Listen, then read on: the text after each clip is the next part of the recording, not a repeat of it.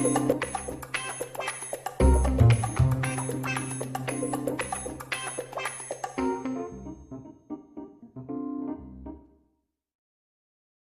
welcome to my new video. Hope you have watched my previous video, and in this video we will be deriving the formulas to find the efficiency of the Rankine cycle. So before that, we will be assuming all the process inside this plant, the Rankine cycle, to be an ideal and steady flow process. So the Rankine cycle is an ideal cycle which has steady flow, and also we have to assume that the kinetic energy and potential energy are negligible. So now you can derive it. Before it, let me draw the temperature entropy plot, that is the TS plane. So first is heat addition process. We are giving heat to the feed water inside the boiler, so we have to first, let me draw the vapor dome first. Heat addition process.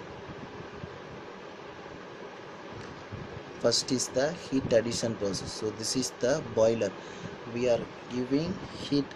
So we are heating the water at constant temperature reversibly. So we can say it is a reversible constant temperature heat addition.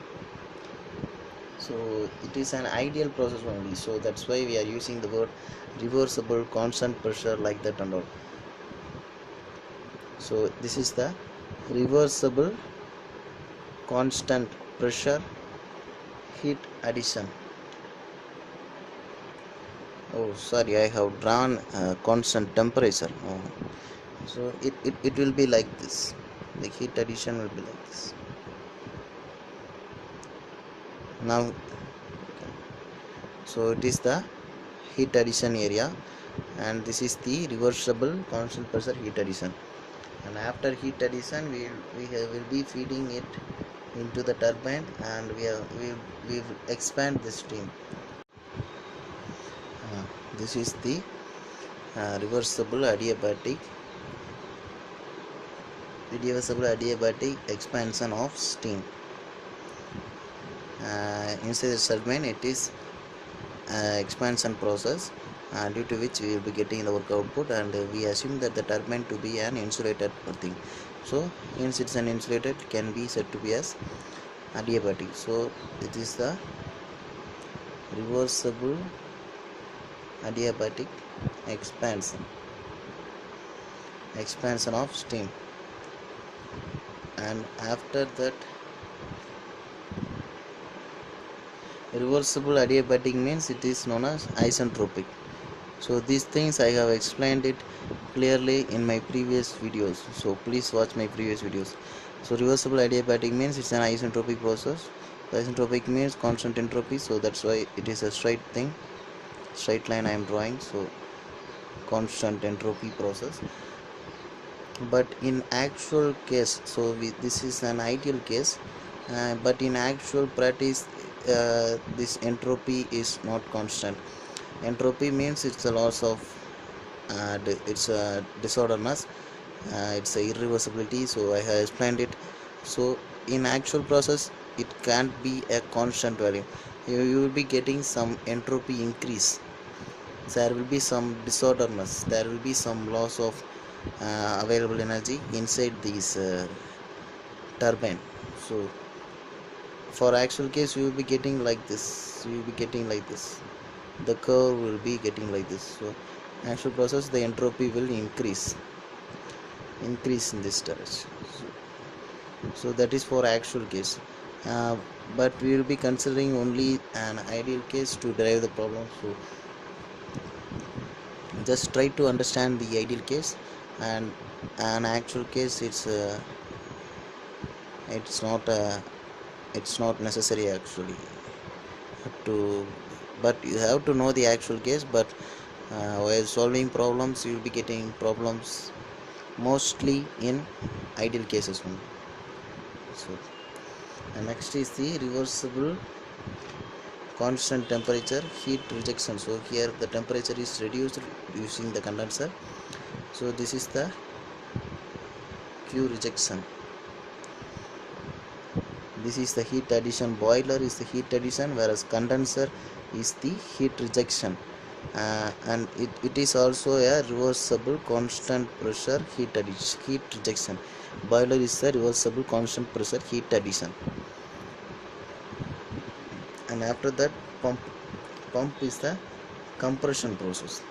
So we are pumping the fluid, so we are compressing the fluid and we are pumping it with high force into the boiler. So it is a reversible adiabatic compression.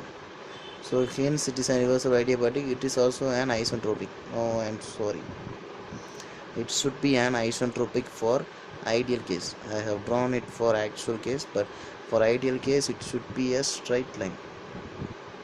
So like this. Hence for reversible it is an irreversible adiabatic. It's a constant, the entropy is constant here, so this is known as isentropic process. It can be also known as isentropic process.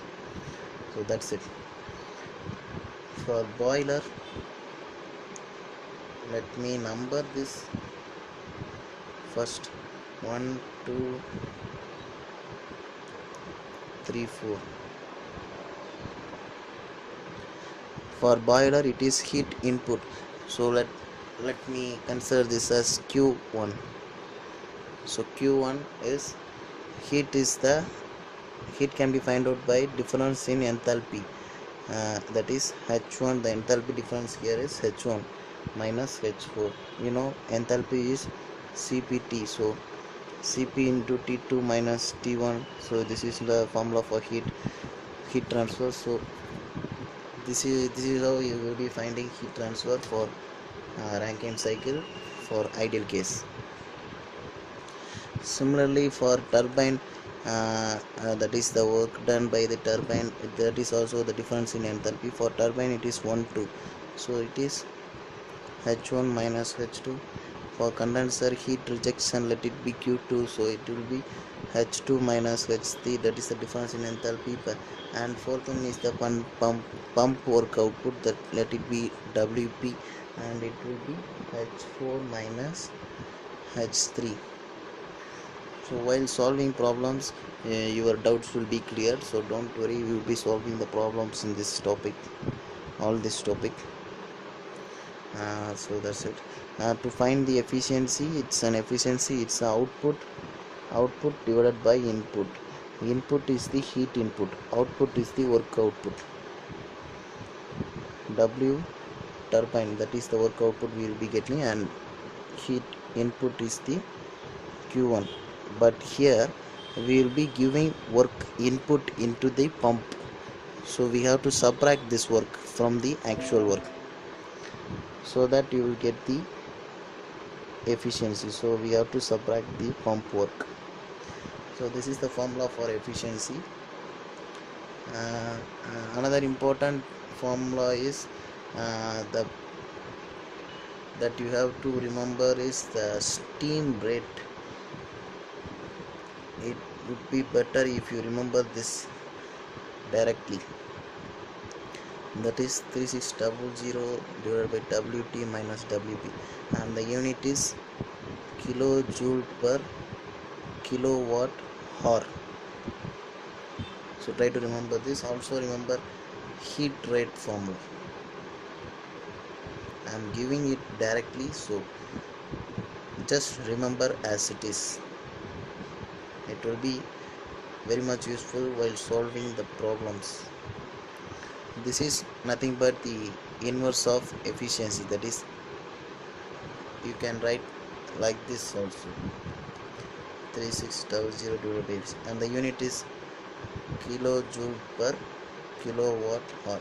This is also kilojoule per kilowatt hour. This is steam rate and this is heat rate, and that's it. Thank you for watching.